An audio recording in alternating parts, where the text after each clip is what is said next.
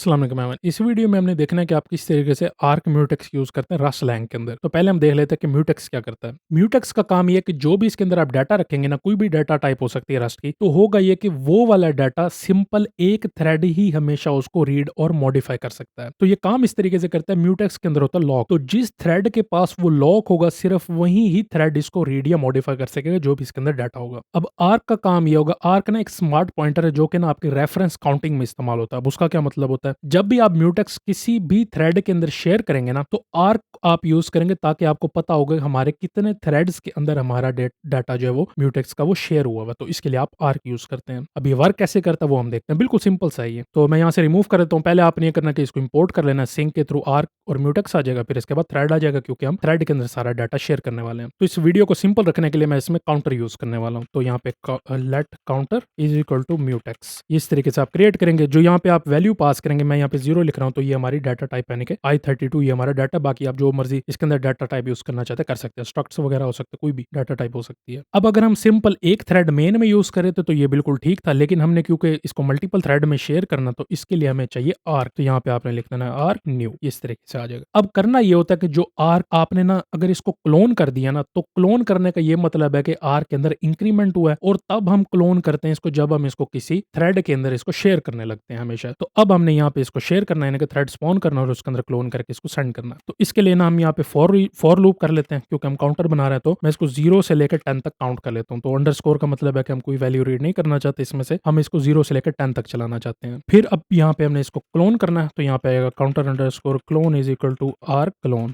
ठीक है, इस तरीके से यहाँ पे आ जाएगा रेफरेंस काउंटर का। अब जो हमारे पास म्यूटेक्स के अंदर वैल्यू होगी ना, वो होगी इस काउंटर के अंदर। काउंटर के क्लोन के थ्रू में पता लगेगा कि हम इसका एक इंक्रीमेंट करना चाह रहे हैं, यानी कि हम इसको थ्रेड में शेयर करना चाह रहे हैं। 0 से 10 तक है, तो यानी कि हमारे पास 10 थ्रेड बनेंगे, और हर थ्रेड के अंदर हमारे पास जो म्यूटेक्स का डाटा वो अवेलेबल होगा। तो इस तरीके से काम करेगा। अब हमने इसको थ्रेड को स्पॉन करके इसमें मूव करना, तो थ्रेड फिर आ जाएगा स्पॉन, यहाँ पे आ जाएगा मूव, और फिर आ जाएगा यहाँ पे फंक्शन। अब अक्सर लोग कंफ्यूज होंगे कि हम मूव क्यों यूज करें। मूव बेसिकली करता है कि जो भी आप यहाँ ऊपर से वेरिएबल रीड करेंगे ना, तो मूव ये करेगा कि उसकी ऑनरशिप थ्रेड को मूव कर सकता, थ्रेड को मूव कर देगा वो। इस वजह से थ्रेड के पास जब तक ऑनरशिप ना हो ना किसी चीज की, तो ये इसको मॉडिफाई नहीं कर सकता। तो जब हमने इसको क्लोन किया, तो ऑटोमेटिकली इसके अंदर एक रेफरेंस बढ़ गया है। जब ये 10 तक चलेगा, यानी कि इसके अंदर 10 रेफरेंसेस क्लोन हो जाएंगे, और इसके अंदर जो भी डाटा होगा वो उस रेफरेंस के अंदर अवेलेबल होगा। फिर हमने ये करने का, अब क्योंकि हमने इसको डाटा को मॉडिफाई करना, तो आप यहाँ पे यूं लिख सकते हैं let mut_num is equal to counter underscore clone dot lock dot unwrap. अब हमने यहाँ इस रेफरेंस को जो है वो लॉक कर दिया। लॉक का ये मतलब है कि जो भी इसके अंदर डाटा होगा, अब ये थ्रेड उसको मॉडिफाई कर सकेगा। लेकिन अब यहाँ पे आप गौर करेंगे कि इसने ना म्यूटेक्स गार्ड रिटर्न किया है। तो जो लॉक है ये म्यूटेक्स गार्ड देता है। इसके अंदर हमारे पास नम के अंदर वैल्यू होती है। तो अब हम इसको मॉडिफाई करते हैं, यानी कि एक हमने इंक्रीमेंट करना है। यहाँ पे मैं लिखता हूँ num plus is equal to 1, यानी कि एक का इंक्रीमेंट होगा। लेकिन हमारे पास यहाँ पे प्रॉब्लम है, जो ये म्यूटेक्स गार्ड है ना, ये हमें इस तरीके से मॉडिफाई नहीं करने देगा। इसको हमने करना है डी रेफरेंस। तो डी रेफरेंस करने के लिए ना आपने यहाँ पे देना स्टार। जो म्यूटेक्स गार्ड है इसके ऊपर ना ट्रेट अप्लाई हुई होती है डी रेफ की।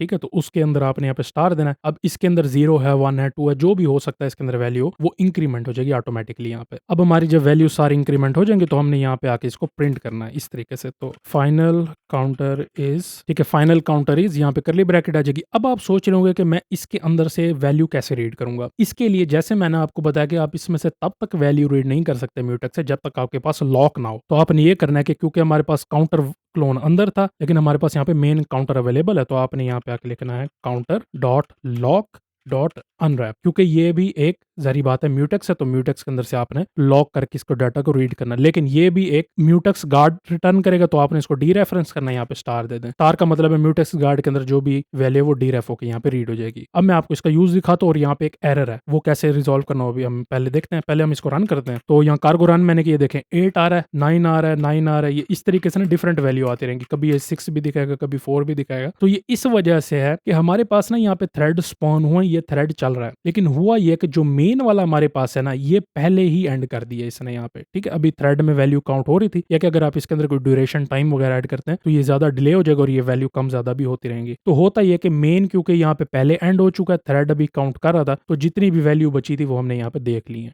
अब हमने ये मेक श्योर करना है कि जब तक हमारे ये थ्रेड कंप्लीट नहीं कर लेते अपनी कैलकुलेशन, जब तक ये स्पॉन हुए हैं, तब तक हमारा मेन एंड ना हो। तो इसके लिए हम यूज करते हैं ज्वाइन। तो जो भी आपका थ्रेड है ना, ये वापस एक वैल्यू रिटर्न करता है जिसको कहते हैं ज्वाइन हैंडल। ज्वाइन हैंडल जब तक आप उसके ऊपर ज्वाइन अलाउ रखेंगे ना, तब तक ये आपका क्या करेगा कि मेन को रन रखेगा, यानी कि ये चलता रहेगा, ये खत्म नहीं होगा। तो इसको करने का ना सिंपल सा तरीका, आप ना इसको यहाँ पे कर दें let handle is equal to handle, ठीक है। तो ये हमारे पास ये देख सकते हैं कि ज्वाइन हैंडल आ गया। अब हम सिंपली अगर एक थ्रेड यूज कर रहे होते ना, तो हम यहाँ पे लिख सकते थे हैंडल डॉट ज्वाइन, ठीक है, डॉट अनरैप, इस तरीके से, ठीक है। तो ये करता ये कि जब तक ये थ्रेड चल रहा होता ना, ये वाला मेन थ्रेड को एंड ना होने देता। तो अब हमने करना ये है कि हमने, हमारे पास क्योंकि मल्टीपल थ्रेड है, अब हम यहाँ पे ना आके एक वेक्टर की अरे क्रिएट कर लेते हैं। यहाँ पे आपने देना है लेट MUT हैंडल्स, इसका नाम रख लेते हैं। यहाँ पे वेक्टर इस तरीके से आ जाएगा, ठीक है। तो इसके अंदर हम 1 बाय 1 ये हैंडल पुश कर लेते हैं। तो हैंडल्स डॉट पुश, यहाँ पे आ जाएगा हैंडल। अब हो ये रहा है कि जो भी हमारे पास थ्रेड स्पॉन होता रहेगा, हैंडल को यहाँ पे हैंडल को साइन होता रहेगा, फिर हैंडल हम इसके अंदर पुश करते रहेंगे। अब देख सकते हैं कि यहाँ थ्रेड से बाहर है हैंडल, और हम यहाँ पे पुश भी थ्रेड से बाहर कर रहे हैं, यहाँ पे फॉर लूप के अंदर है। अब फिर यहाँ पे बाहर आके आपने ये करना है कि एक और फॉर लूप यहाँ पे क्रिएट करना है, इसको हम नाम ले देते हैं सिंगल हैंडल। फिर यहाँ पे आ जाएगा हैंडल्स। हैंडल्स के थ्रू जो ये वाली हमारे पास अरे होगी जिसके अंदर सारे हैंडल्स होंगे, ये बाहर ये इसके अंदर पुश होते रहेंगे। फिर आपने ये करना है कि handle dot join dot unwrap यहाँ पे कर देना। अब ये इस तरीके से करेगा कि जो भी थ्रेड स्पॉन होता रहेगा उसका हैंडल हैंडल्स के अरे में जाता रहेगा। फिर हम लूप करके ये करेंगे कि जितने भी थ्रेड्स हैं वो हम सारे ज्वाइन में डाल देंगे, ताकि हमें पता लगे कि ये भी थ्रेड ऐड नहीं हुआ। जैसे ही थ्रेड वो चलना एंड हो जाएगा तो मेन वाला थ्रेड भी हमारा एंड हो जाएगा। अब इसको मैं क्लियर करके दोबारा यहाँ पे आके रन करता हूँ, ठीक है। ये देखें, अभी ये 10 तक ही हमेशा चलेगा, कभी भी ये कम वैल्यू यहाँ पे नहीं होगी। अब यहाँ पे मैं आपको लास्ट चीज एक्सप्लेन कर देता हूँ म्यूटेक्स गार्ड के बारे में। तो जैसे मैंने आपको बताया कि जिस थ्रेड के पास लॉक होगा सिर्फ वही ही थ्रेड इसको मॉडिफाई कर सकता है, इसको म्यूटेक्स को। तो अब हो ये रहा है कि जो यहाँ पे आप देख सकते हैं कि करली ब्रैकेट है, जब भी ये यहाँ पे एंड होता है ना अपने स्कोप के अंदर से, तो mutex guard automatically lock drop कर देता है। जब तक लॉक ड्रॉप नहीं होगा तब तक अगला थ्रेड इसको रीड नहीं कर सकेगा, ये आपने याद रखना है। अगर आप म्यूटेक्स की वैल्यू को यहाँ पर आके अगर मेन थ्रेड में आप मॉडिफाई या रीड करने की कोशिश करते हैं, तो इसके लिए आपको इसको पहले लॉक करना पड़ता है। तो आप यहाँ क्या करेंगे, counter dot lock dot unwrap, इस तरीके से लिखेंगे। अब जब तक ये वाला काउंटर का लॉक ड्रॉप नहीं होता तब तक आपके ये जो अंदर थ्रेड जितने स्पॉन हुए हैं ये आपकी वैल्यू को मॉडिफाई नहीं कर सकेंगे। तो आपने क्या करना है यहाँ पे इस केस में, आपने ये करना है कि अगर आप मॉडिफाई कर रहे हैं इसको, तो आप इसको करली ब्रैकेट में डाल दें। इससे होगा ये कि आपका लॉक ये ले लेगा मेन थ्रेड, और इसके अंदर वैल्यू के साथ जो भी आप फंक्शन कर रहे हैं वो कर परफॉर्म करके ऑटोमेटिकली जब इसके बाहर आएगा यहाँ से, तो ये इसको ड्रॉप कर देगा, ठीक है। लॉक ऑटोमेटिकली ड्रॉप कर देगा। फिर ये है कि बाद में जितने भी आपके थ्रेड स्पॉन होंगे वो इसको यूज कर सकेंगे, ठीक है जी। तो ये सिंपल सा यूज था म्यूटेक्स गार्ड, आर्क म्यूटेक्स। अब आगे चल के मैं वीडियो बनाऊंगा जिसमें मैं आपको arc mutex hash map use करने का तरीका दिखाऊंगा, और फिर उसके बाद हम जैसे रेडिस काम करती है वो करने का तरीका देखेंगे, ठीक है जी। तो इस वीडियो के लिए इतना से, आपको कोई सवाल है तो नीचे कमेंट करके पूछ सकते हैं, और कोई प्रॉब्लम है तो मैं फिर आपको जवाब दे दूंगा उसका।